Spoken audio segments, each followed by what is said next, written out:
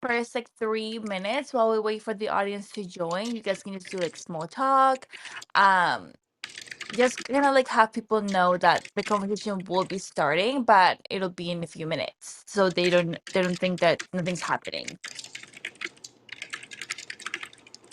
And okay, I'm gonna switch myself to be a listener. If you guys need anything, just let me know. And the room should be opening up right now.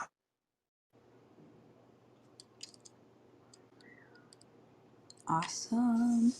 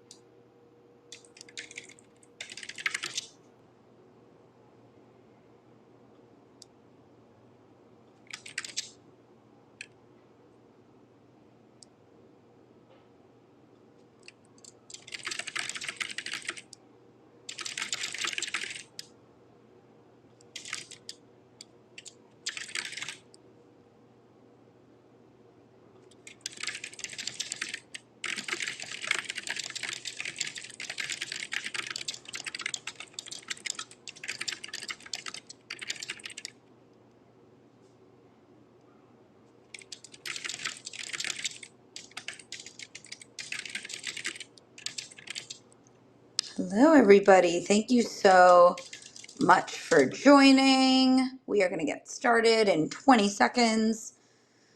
Um, Thank you all for being here. This is so great. And I see we have a raised hand, so just hold off on your questions for right now, but thank you. I'm going to just dive right in because it's 2:02. So, welcome, welcome, and hello, Fishbowl. My name is Rachel Surwitz. I'm the founder and CEO and career coach at Woken. We are excited to be back on Fishbowl. We're here approximately every 2 weeks having another fun chat. And you can click on our profiles to be notified of future conversations. And today we are talking as part of a series of navigating the workplace. And we're going to pull back the curtain on important topics to help you guys as professionals to navigate your career strategically. So, we're going to talk about some common challenges. And today we're going to focus on women in the workplace and how to overcome some of these challenges that we see. And we are going to be here in as honest and raw of a fashion as humanly possible so we can get really specific and really helpful as much as humanly possible. So Raven is here, and we're going to interview and chat with Raven for about 45 minutes. And then we're going to open it up to audience Q&A for about 20 minutes at the end. And you can raise your hand to join the stage at that time, or you can DM me and we'll keep your name anonymous if you do have a question.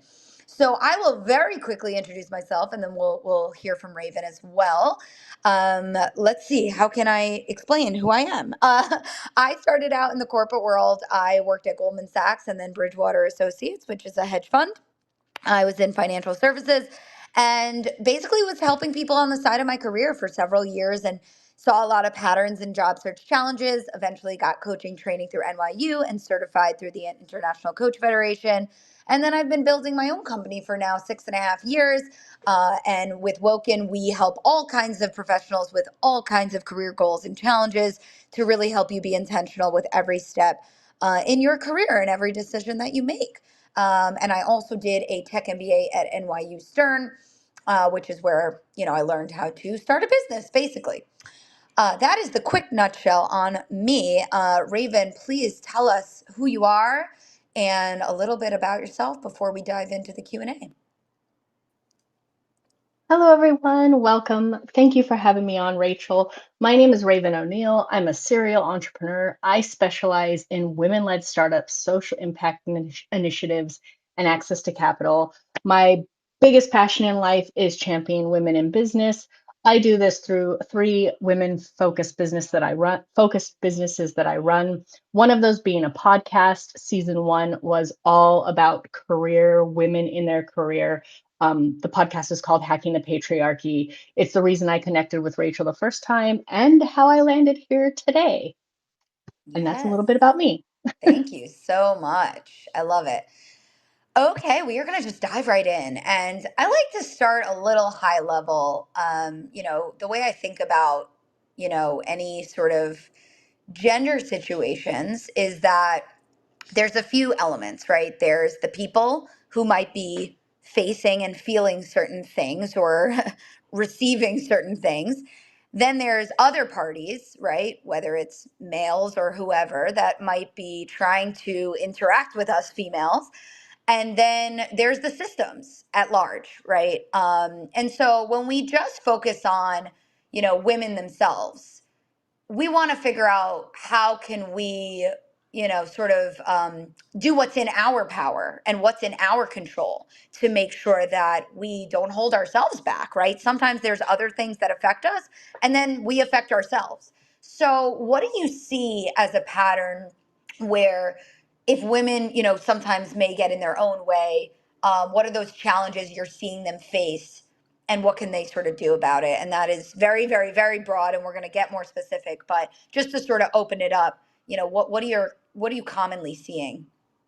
Yeah, thank you for that question. We tend to hold ourselves back a ton. Yes, there are other things at play that, having a podcast called Hacking the Patriarchy, obviously I look at those systems and structures, but really we tend to hold ourselves back a ton.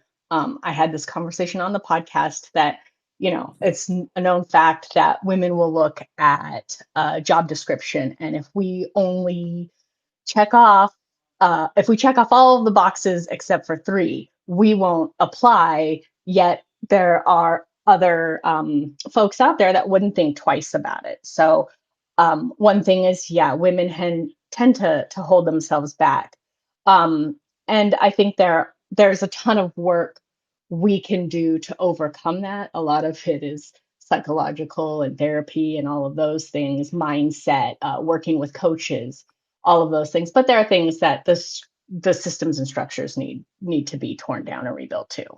Right. Absolutely. Yeah.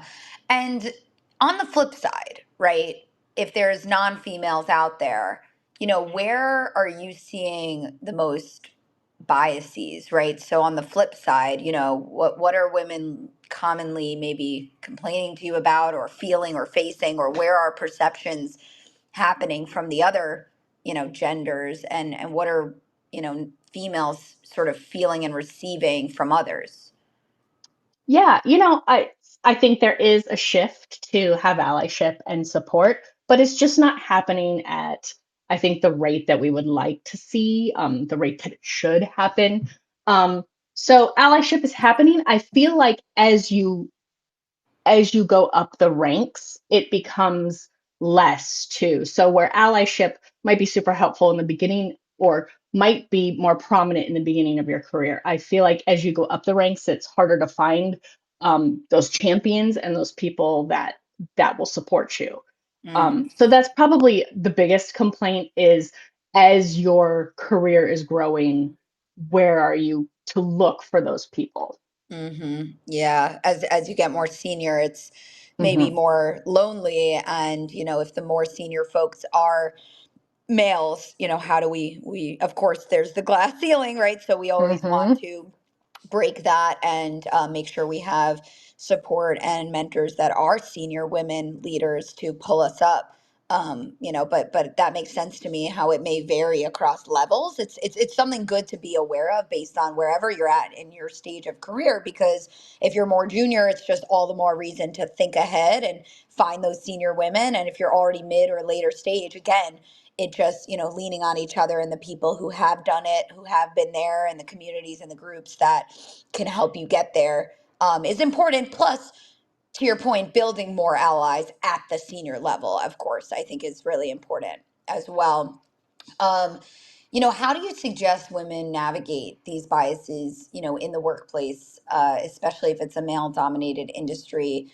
And again, that's broad, but is there any specifics of what to do and how to navigate more specifically that come to your mind that you're wanting women to take advantage of? Yeah, a big one. I Oop. Raven, your sound cut out for a second. I don't know if that's just me, but let's get you back here. Hold on. Okay, now you're on mute. I don't know if it was the internet or just the sound, but let me know if you're all good there.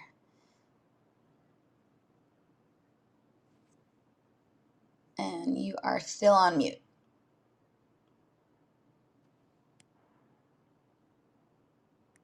All right, let's give Raven a second while she figures that out, and see what else we can, talk about in the meantime while she's working on that. So, the next thing that I'm happy to dive into is a little bit more job search specific, right? So we talked about, women feeling like I'm not a fit for this job, so I'm not going to apply, right? And so what do we do about that? What I love to help people to do is actually start wrestling with a job posting itself, right? So instead of just having this like ambiguity around like I look at the job, I feel this gut reaction and I X out of the window and I just forget about it. It's like literally take the requirements and maybe there's 6 or 8 or 10 bullets and actually start to like not measure yourself against that, but see like, okay, have I done this in a different capacity? Have I done this, in the same capacity? Is this something I would be great at if I got trained up on it? And start like literally analyzing. You could give it a 1 to 10, or you could give it more of a qualitative metric. But how can you actually measure yourself a little bit against the job requirements so that you're not making a vague choice, but you're really actively making a choice? And the beauty of that is you can very concretely identify skill gaps and priorities for your upskilling efforts to make sure you're actually learning and training and developing in line with your direction, in line with your target roles. So just making it really concrete rather than this like, oh, I'm not a fit and I'm just going to assume that. Also, like, just practicing throwing your hat in the ring, like let your interviewer judge if you're a fit or not. I think there's, seeing ourselves objectively with our skill set is really hard. And that's where the underconfidence comes into play. It's like, we have people that are overconfident, we've got people that are underconfident, but your goal is really to see yourself as objectively as humanly possible. So you might even need feedback from mentors or peers or past colleagues to say, where do I stand? Or like honestly meeting with a headhunter or a recruiter or a career coach to say, or even like a hiring manager to say, can you help me understand this job posting? And like, here's my skills and how do I stack up against it? So really like taking a more active approach versus like using your initial gut assumption about like whether you're a fit or not. So really making it super specific and like hands-on, and take pen to paper, really make sense of it and make it an active exercise to work through where do I stand against these requirements, and what does that mean and how can I move myself forward. Or you might do that and say, oh, if there's 2 or 3 different types of jobs, maybe I compare and contrast and maybe I'm a better fit for one of them. So really just actively wrestling versus letting your mind play tricks on you. Right? So those are just some ideas, but again, there's a separation between just letting the mind rule things versus really getting practical and getting other opinions and getting objective and just sort of trying to view yourself fairly, right? Don't be that person to hold yourself back, right? Raven, I don't know if you got the sound working. Hopefully you did, but let us know um, how things are looking on your side. There we go. Yep, I think I'm good now. I just removed my earbuds. I'm like, those aren't working. Okay, amazing, amazing. Well, I'm gonna just forge forward here. I don't know if you heard some of what I was sharing, but the job search stuff, right? And so, in your opinion, what role is self confidence playing, right? How can we build and maintain confidence more? I mean, these biases exist, so it's we have to hear it, we have to see it, we have to feel it, and yet we still want to remain confident. How can we address that imposter syndrome, the self-doubt? Like, how do you see women actually getting around that in a way that you've seen work effectively? Yeah, I mean, outside of therapy, no, hiring a coach, practicing, engaging with people that you can continually practice and build your skill sets and feel comfortable getting in front of things. Another great thing is there is a movement to, support each other, women supporting women. Join a group where you're able to practice and to get more involved and to learn the skills that you might need, even in the mindset landscape. Yeah.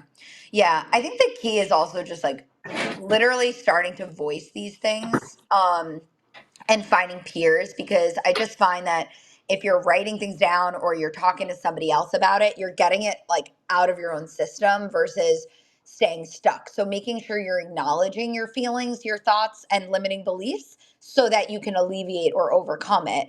And that could be with peers, with coaches, with therapy, whomever, but just knowing if there is, sometimes it's subconscious, the assumptions we make about ourselves. So it's sort of like bringing things to the surface and then really, like you said, I love how you said practice, because sometimes like we just need to do the mock interview or the mock negotiation, or how would I introduce myself, how would I tell my story, like literally the out loud practice of like, what is the situation I usually hold myself back in, and how can I literally create these scenarios to do it, and to do it more, and to do it better, and to workshop it, and to and then it's the behind the scenes, right? Talking about the feelings, working through them, but also literally practicing the thing that you're uncomfortable doing and doing it more, in order to refine and improve, and see how others hear you and help you, and how can you learn from others who maybe are more comfortable with those types of things, right? But getting yourself out there,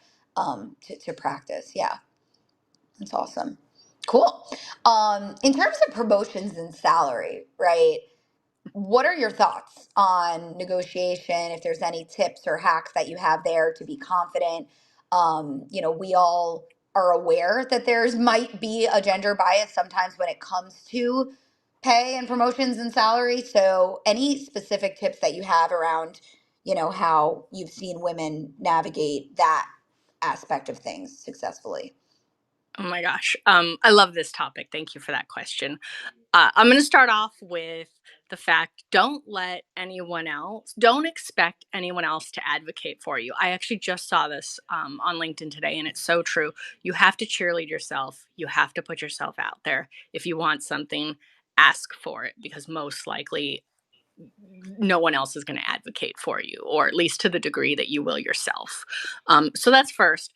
Second of all, negotiating is a skill set in itself, and I cannot take credit for any of this, but one of the entire podcast episodes was on negotiating, and she was so insightful in regards to, she called it BANTA, best alternative to a negotiated term, something like, now I just messed it up. Yeah. Having those backup plans when you're in the negotiation, on the negotiation table. Also, during the negotiation process, taking verbal and nonverbal cues to, Hmm. um, she called it mirroring, and I loved that, mirroring the person that you're talking to, so that they feel a better connection, and anchoring, being and she had said, and I totally get it, that with anchoring you want to be careful, but anchoring is being the first to put it out there, so it's in your minds, putting your ideal number out there first, so that's what everyone's focus is on. Hmm. But then again, there's the whole shooting too high or shooting too low with that. Yeah, it's interesting she said that, because I usually love for the other person to go first. But, and actually I just looked this up to make sure we have the right phrase, but the best alternative to a negotiated agreement. So, again, there's a lot of tips out there. And like, Raven is saying, negotiation is a real skill and a real process. You could even just take a course on it. And understand the psychology behind how to do this and whatnot. But, I agree that the best practices here are just like always negotiate, absolutely.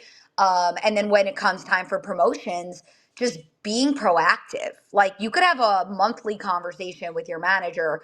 Like I always say, promotions happen kind of a year in advance and like every month thereafter. So you have to be explicit and frequent and proactive, with these types of conversations. Don't wait for promotion to just be handed to you. Like, manage your manager, manage up, and make sure it's really explicit of like, what's the next level for me, and how do you see me getting there, or what do you need to see from me for me to reach the next level? And like, what I love to do is like have your manager just say it out loud. Like, I need to see you do A, B, C, and then you would say, well, what else? Is there anything else?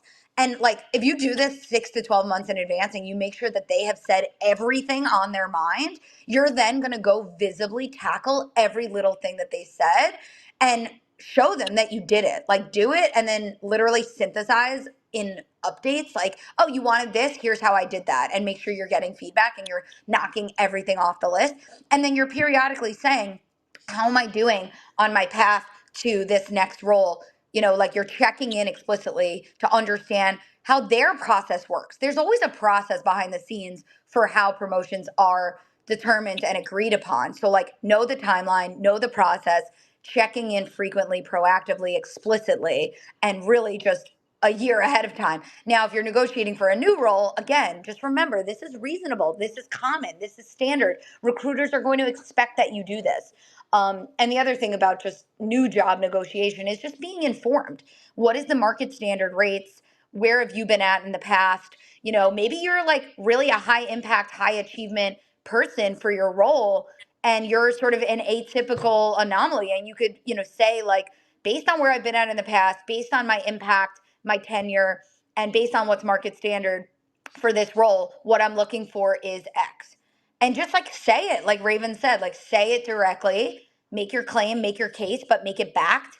And then, of course, you can have second, third priorities. If they can't budge on the base, can they do a sign on bonus, or can they, any number of other things that you can have on your wish list? But just getting yourself prepared, like literally, yeah, like, be as specific and prepared as humanly possible to go into this stuff so that, you're ready, you're armed, and you're not going to leave anything off the table here. But anything else that I'm missing, Raven, that you've sort of seen from others? I'll just layer on also knowing what your bottom absolute is, and Right. knowing that that's when you walk away or you're willing to walk away. And I know that when we're job searching and sometimes we're desperate, like that's not a possibility, but taking a job in the interim, as someone who doesn't work in HR, I have no idea what that looks like, but if you don't get what you want, or at least that best alternative, you're probably going to be unhappy somewhere down the line, and something else will hopefully come along. So just knowing when your walkaway point is. Yeah, it's a great point, and I think that it depends on timing, right? Like, how long have you been job searching, and like, where do you stand financially, and like, is this something I want to settle for, and is this like good enough for right now? Or, if it's, you want to look at a role holistically when you're deciding on an offer, and like, if the role is decent and the industry is interesting and the pay is decent and the environment and the culture is decent, like, sometimes an interim scenario could be worth it, but it all depends on your personal situation. But I would look at everything holistically and, see what makes sense, because pay is one component, but if everything else is amazing, it could be worth it. Or if you've been looking for a while, it could be worth it. So there's any number of factors, but just make sure to look at that entire situation, to make sure it's worth it for you, and what are the benefits that you would gain, right? There's pay, but there's just holistically looking at that opportunity to see how it fits into your current, stage of where you're at. Um, Cool. Okay, good. Let's chat quickly about, leave, maternity leave, reentering the workforce, taking time off, caregiving. How do you maintain that career momentum when women are going through this, great phase of life? What have you seen work for women, navigating that? Yeah, thank you for that question. I mean, first of all, I think that just as you said that promotion starts early, so does planning for any kind of leave. And I think that as long as you have the time to planning it out so that you're ahead of the game. I mean, let's be realistic. There are stigmas around going out and coming back and what that might look like. And in every turn you hear about women leaving their careers because they go back and the balance isn't there, and there are all kinds of things that add to it. So really just being ready for it, and then I think staying in the game. And this comes back to entrepreneurship.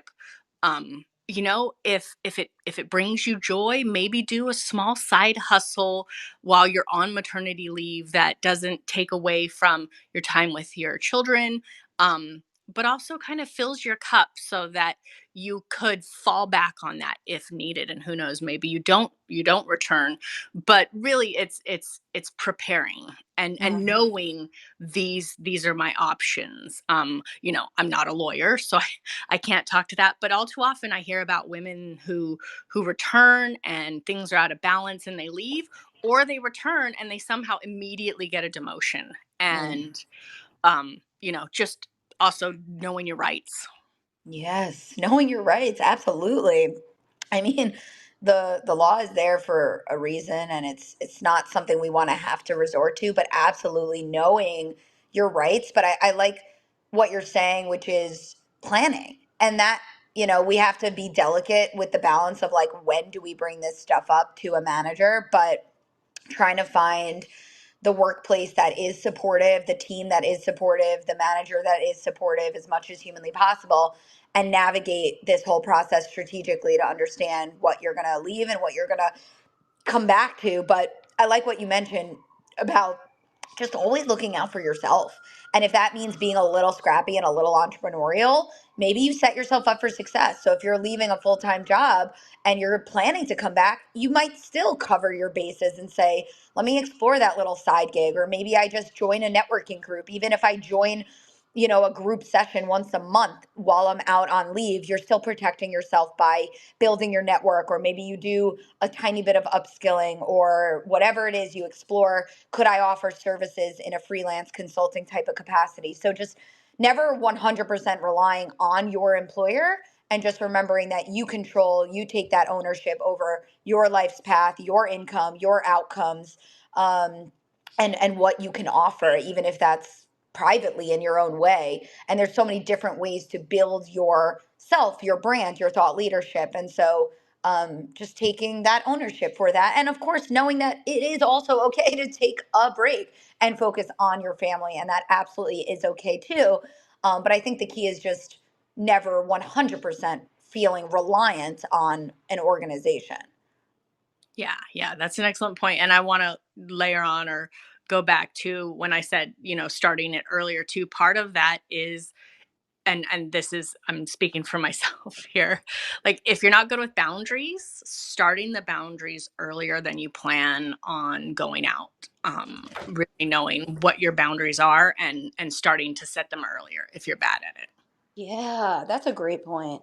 Um, I mean, yeah, boundaries can absolutely mean a lot of things. And I think it's especially relevant to this conversation. Even if you're just in a full time job, having boundaries, work life balance, right? Women are taking on a lot at once in personal and professional. So, absolutely understanding what your boundaries are and setting those and getting good at setting those. And if you're not sure how, getting help to figure out what are my boundaries and how can I get support to clarify, define, and implement those boundaries. Absolutely. And work life balance, I mean, that's a whole other topic that we can touch on. But, there's sometimes work life balance that feels impossible based on the work environment. And sometimes there are elements that we can set expectations and, set boundaries as well. So just remember what is in your control. And, you may feel nervous, but you'd be surprised what you can just say and ask for and, probably be respected for it. Of course, you want to be creative and professional with how you set those things. But again, don't hold yourself back. Don't just feel like you have to do anything everybody's asking you to do. If it's your manager or your leadership, you can, try to find a reasonable and professional way to still have these conversations. Because if you're a great performer, they're going to want you to show up and do your great work. So it always comes back to a business case that you can make, for others to understand the purpose and the benefit and the value of this conversation, right? Um, Any emerging trends that you're seeing in the job market that women should be aware of, in job searching? Like, I don't know if you're seeing anything specifically in hiring and, what's working for people, what's not, anything around gender specifically, or maybe you're just seeing, oh, it's the same as usual, but I don't, are you noticing anything new and different in today's job market?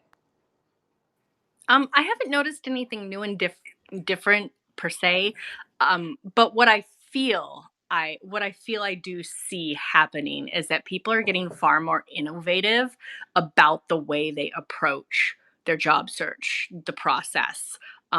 You know, what we have, uh, not working directly in HR, we have AI that goes through resumes and hundreds of resumes and it picks certain words out and all of that. So people are getting far more innovative in that approach. And I'm pretty sure we're probably going to dive into networking at some point during this conversation. But with that, like, asking, with social media, probably 1 or 2 degrees from everyone. So finding the people to make introductions and find solutions to getting your foot in the door. It's far more uh, innovative in our approaches, I think. Yeah. Yeah. I think people are really showing more of this holistic personal brand, their thought leadership, being active on LinkedIn, maybe having a portfolio, a personal website, writing blogs, like just showing more of who you are versus like, I'm sitting here applying to jobs all day, every day behind a computer, and maybe somebody sees my application and maybe somebody doesn't, versus I'm getting in the conversation, I'm meeting people, I'm building that brand, I'm being a thought leader. We used to not all need to be thought leaders. And, it's tricky because do we need this saturated, like every single person, we don't want noise per se. Like, and when we think about society at large, like you don't want to just force people to post just to post, but we want your unique voice. So what are you an expert on? What do you have that's like a different, unique, valuable opinion from your professional expertise?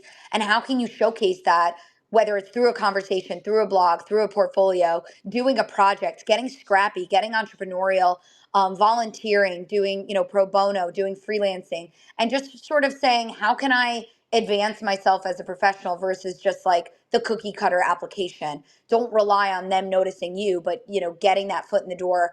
And that, is predicated on the confidence piece of knowing your brand, knowing who you are, knowing where you want to go, and being really confident to get yourself out there in these new and different formats. The other trend that I've heard a little bit is that the diversity play with hiring, is more valued now than ever. So if you have diversity in any way, shape, or form, play that up, like show how you are unique and how does that play to your advantage, right? So make your differences. Like, it's kind of this weird balance in job search where we're looking for people who have the exact skills that we need, but also like, how are you above and beyond or different than the typical whoever, right? Say you're a recruiter or say you're an engineer or whatever, right? It's like you've got the core skill set and then you're also special because you add A, B, and C layers to it, right? So just make sure your brand is super, super clear.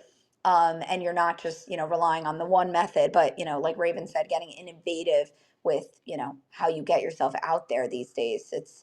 It can be a tough job market. So, yeah, strategies or approaches while we're on the topic of branding. What have you seen work well for people to build a strong personal brand or professional reputation in their field? Any tips, that you've seen work well with branding? I mean, you touched on it, like that thought leadership, and it doesn't have to be crazy thought leadership. You don't have to be the be all, know all, end all, whatever the statement is. But really starting to post and share, especially on LinkedIn, post and share your thoughts on the topics around um, where, let's say, where you want to be going in your Mm. career, even getting that step ahead. This is where I want to go, and having those conversations, being active, um, and I not being a LinkedIn brand marketing specialist, there are so many places to highlight those things in on on LinkedIn now. I think that you even had talked about it in the past, and it was super insightful, like the places to look and to put information. So really just building that thought leadership and putting yourself out there. If you're not on these platforms, do it now. Start today. You're not too late. Get on there, create your profile, and start having conversations. Yeah, absolutely. And to your point, there is different platforms. Like LinkedIn is one of them, but there might be other groups, it depends on what your field is, right? But if you're an engineer, where are the engineers talking? If you're a recruiter, where are the recruiters talking? Or whatever your field is, finding those communities and, looking even for events. Like obviously I'm here today on Fishbowl, but like, can you be a speaker? Can you show some workshop? Can you facilitate some event where you lead? It's an entrepreneurial thought. I mean, these are things I do because I have a business, but even if you're looking for a full-time job, like showing your voice in different ways, right? Getting really creative with it. And that way, when a recruiter looks at your profile, they're like, oh, this person is the thought leader. They are the expert. You can sort of show versus tell by, oh, they wrote a blog or they spoke on this panel or whatever it may be. So being really holistic with like, how do I get myself out there into the right communities? Um, and building that brand, in a way that makes sense to you, right? Don't force it, but it's like, what I try to do truthfully on LinkedIn is like, all right, when I'm noticing things, and I'm obviously a career coach, so I think a lot about job search, I think about a lot about all these career elements, but when I notice things and I connect the dots and I see challenges, I just get my voice out there and I'll throw up a poll, right? So again, you want to find a balance of like not forcing it, but like organically, like when you're genuinely thinking about your areas of expertise, share that, and people are going to see that and people are going to see you stand out for having done that and facilitate solutions. Like, even if you're not currently working, what would it be like if your hat was like still as if you're an engineer or as if you're doing whatever product management? Like, what would you be thinking about? Like, how do you stay part of that conversation, no matter whether you're working or not? And just, putting your ideas out there. Just to pivot a little bit, Raven, I've heard a lot about certain companies or, cultures or industries that have reputations, right? And sometimes there's greater challenges for women in advancing their careers in certain types of sectors. What do you see? Like, how can women learn about these things before they enter into something? And, or if they're in a field that's particularly difficult for women, like, how can they navigate those environments? Yeah. So first of all, there's this really great. Again, I can't take credit for any of this. There's this really great methodology that comes up with your zone of genius, and that's where you're really good at something, but it also fills your cup. So first, I think finding your zone of genius, and then if it is in one of those challenging areas, again, it's starting to go through all the things we just discussed, building a personal presence and a personal brand around that interest, and going out and networking and finding the allies, the advocates, the people that can say your name when you're not in the room, and bring your successes up to help you get into those positions. Yeah. Yeah, I love that. It's actually funny because I was chatting with someone yesterday and he was like, oh yeah, well, I always talk about Woken, and he said that to me and I was like, oh my God, really? And they talk about your brand. It's like who you are when you're not there, right? So it's just so interesting to proactively network so that people can remember who you are when they are in other situations where your field of expertise could become applicable to those other situations, like building champions and building, sort of stakeholders around you. I love having like a million types of networking connections and mentors in different places because they're all going to go out to these different environments and you could be part of their world and they could bring you into that. So building these relationships is really going to help a lot. But in terms of learning a reputation of a company, if there's a certain industry that you are debating and you think it might be particularly difficult for females, again, the networking piece is huge. If you're debating migrating or pivoting into something, really just set up informational chats with people because you do want to make very informed decisions if you are making a career change to understand is this culture something I'm hearing just about one company, or is this culture pervasive across an industry sector? And what does that really mean? And, we don't want people to hold themselves back if their environment might be difficult. But, if there's a big difference between role, industry, and environment.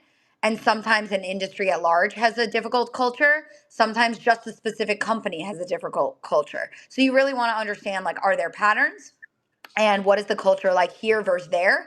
The culture may vary based on size of company.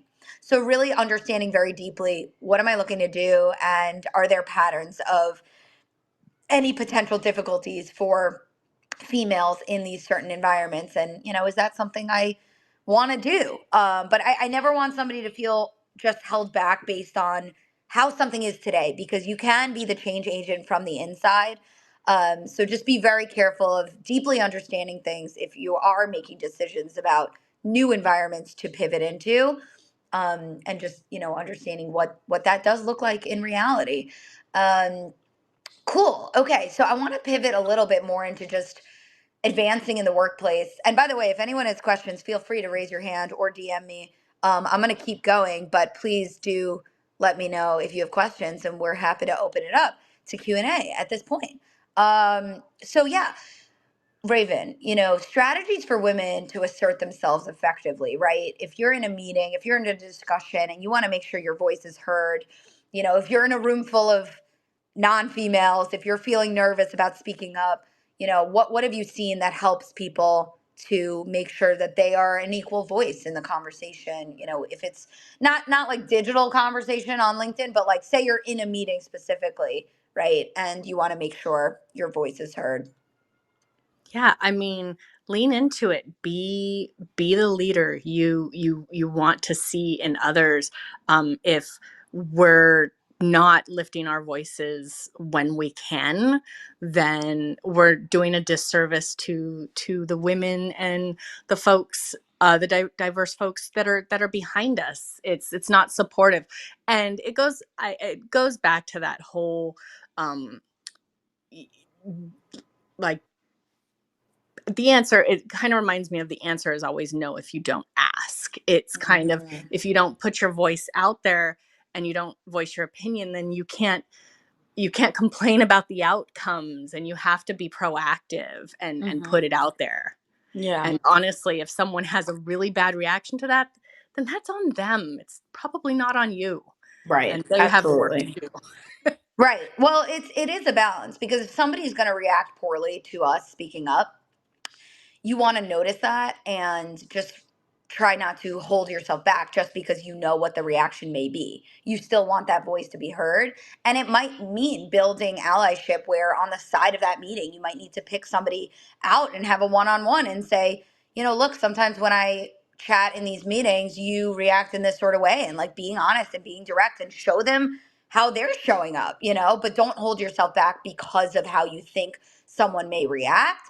And I think what you were saying actually when we chatted yesterday, Raven, was just being really creative. Like, if they say it one way and you're trying to make a different point, just be very creative in how you get your point across. Like, you want to be that strategic communicator to make sure you're getting that point across, but absolutely not holding back, and just figuring out what process works for you. Like, even if you're taking notes in a meeting just for yourself, does that help you to synthesize your own thoughts?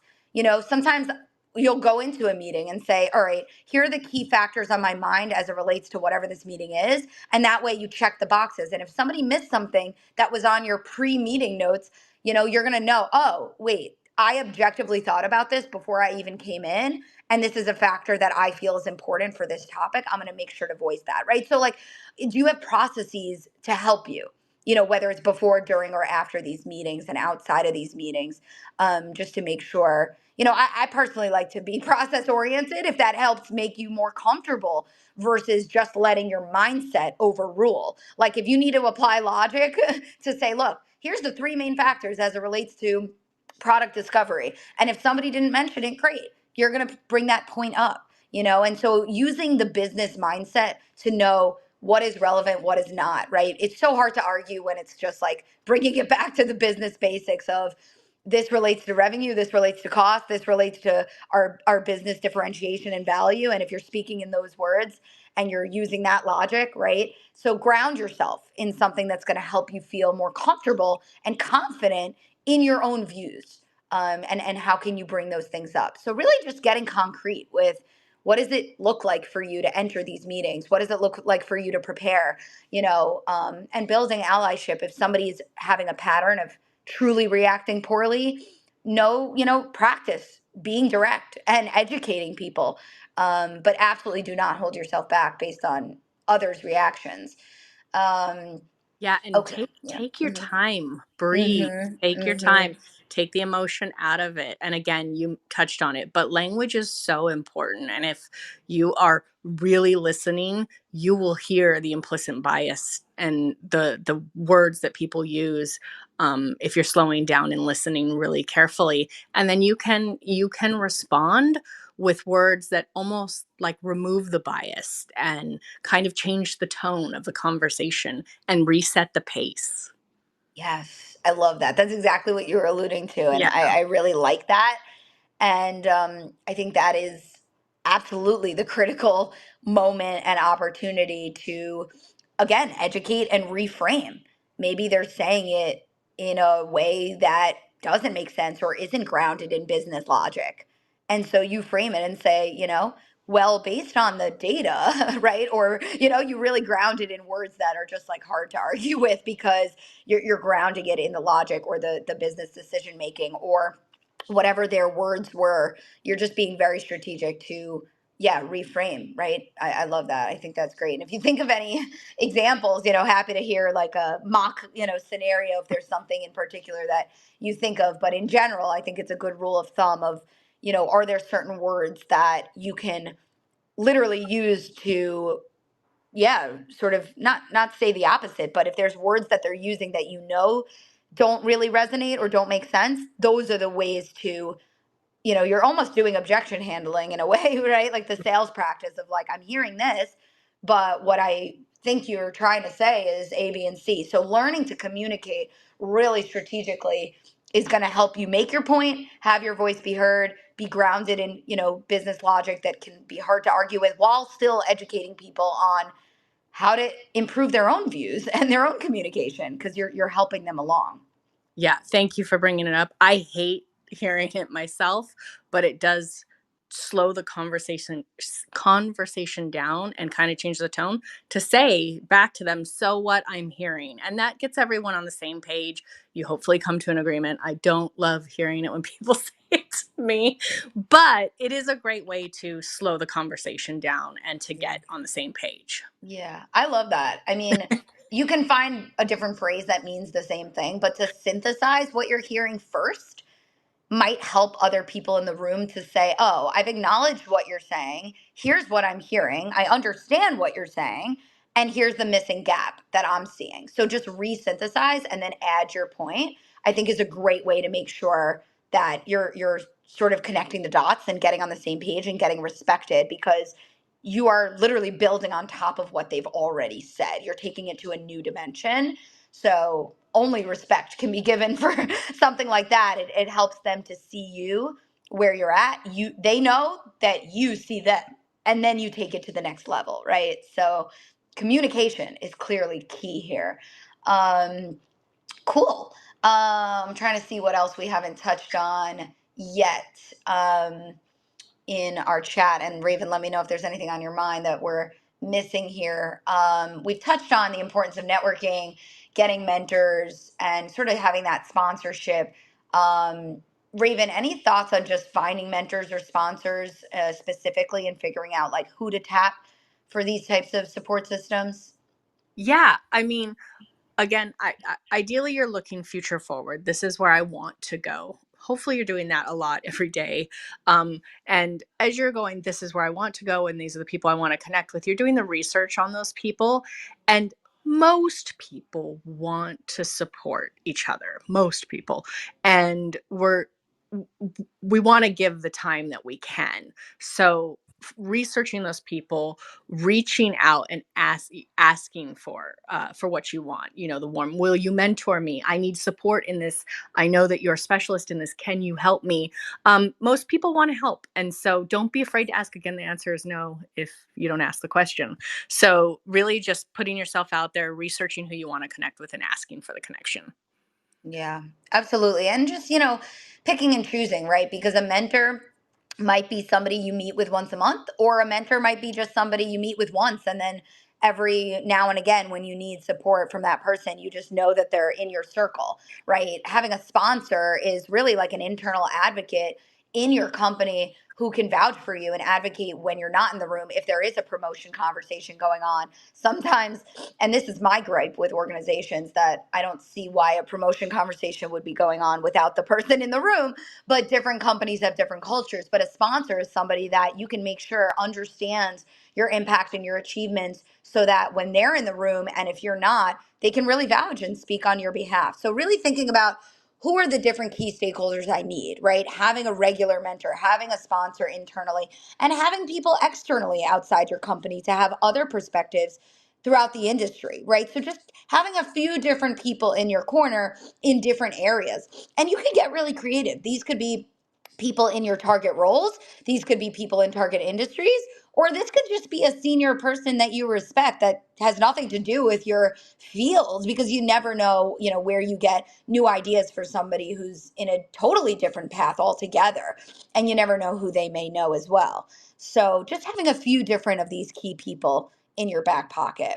And just regularly networking proactively, like at least once a month. I love to just say, let me meet one new person that could be a great professional connection for me proactively. Even if you're not job searching, this is the stuff we can do sort of slowly but surely, because you never know how these people are going to help you. And that's what we need, is to build the circle of people that are willing and interested to help and to get to know you, right? Because like Raven said, most people will, but guess what? If it's not everyone, fine. Our job is to find the people that want to be in our corner and have some, maybe they have some say or they have some reputability of their own, so that if you need their help or their network or their support, it can come to your advantage. And of course, you can help them. That's networking. It's like we help each other, right? So, how can you build those relationships and have multiple of these people in your life? But you can make it authentic. Networking doesn't need to be this like cookie cutter, I just connect with you on LinkedIn. It's like, let me have a really good relationship and let me have a good conversation. And I can be honest with you about, here's where I'm at in my career. Here's where I'm looking to go. Here's where I think I'm struggling.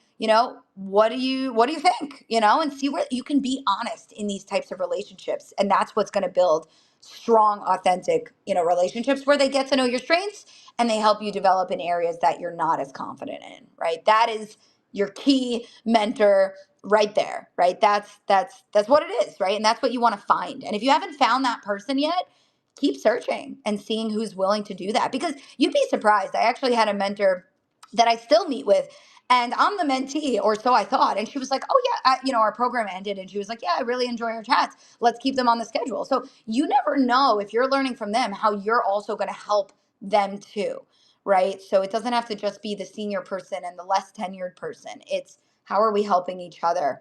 And not that you need to tell them what to do or coach them, but you've got a different perspective. You've got a different set of experiences. So help one another, right? And where possible, find regular, even if you meet quarterly or once a year or twice a year, whatever it is, right? Who can be in your corner that can understand your trajectory and meet at those key milestones alongside of you, right? So these are your support systems. And I think the bottom line here is that while the world is imperfect for females, there's going to be support systems out there. We have to own our outcomes, own our journey, find the people that will support us, and get specific, get creative, get concrete.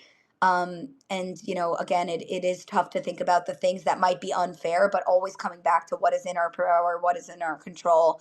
And of course, making systematic changes when you are in the workplace as much as humanly possible. Build a women's network or whatever it may be, build allyship, build education, and help your team know how to be better and do better, right? As much as humanly possible, we can all, show up to do that. But yeah, Raven, any other thoughts that we haven't covered? Yeah, I'm actually going to layer on to your previous comments about networking. Again, I can't take credit for it, but I've seen some very strategic ways to network, and I actually really loved this one where this woman pointed out, and I'm going to use LinkedIn as the example again because it's the only thing I can think of in regards to this kind of process, but I'm sure you could probably do it with any of the platforms that are your favorite.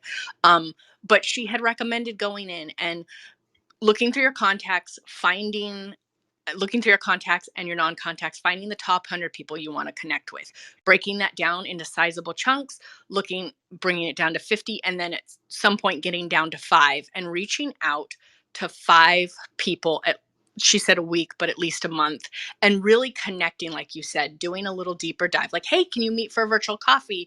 Can we talk about this? And really strengthening those connections and making them more than just that person you connected with, really building a relationship so that when the time comes, you have those people in your back pocket. Yeah, amazing. I love it.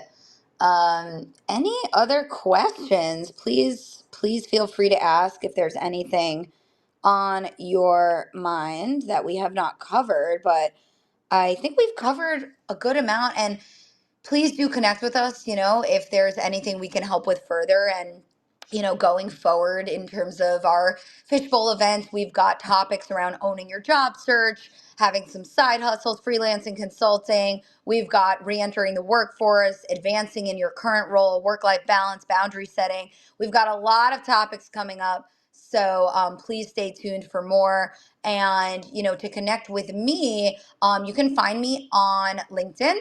Our website is iamwoken.com, and on most socials, we are just at GetWoken or at Woken. And we have a ton of free resources on our website. We always offer a free call if you're interested in chatting directly about your career. And Raven, where can people find and connect with you?